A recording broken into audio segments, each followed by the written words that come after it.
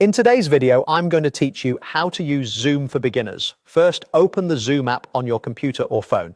If you're brand new, sign in with your account so your name and preferences are saved. If you don't have an account yet, you can still look around, but signing in makes things smoother later.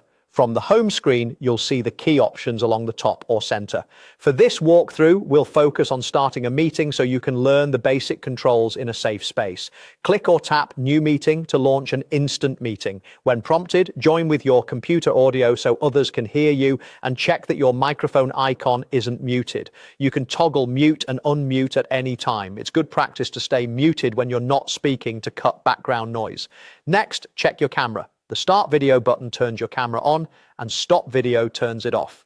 If your image looks dark or off-center, adjust your lighting and camera angle so your face is clearly visible. Now, take a quick tour of the toolbar. Participants shows who's in the meeting and lets you rename yourself. Chat opens a side panel for messages, links, and files. It's perfect for sharing notes without interrupting the speaker. Share screen lets you show a window or your entire desktop. Pick exactly what you want to share so you don't reveal anything private. Reactions are handy for a quick thumbs up or raised hand without speaking. If you need to bring someone in, use Invite to copy the meeting link and share it securely. You can also switch your layout between speaker view and gallery view to focus on one person or see everyone at once. Before you start hosting real meetings, spend a minute customizing your settings. Click the small gear icon, often found on the home screen or in the upper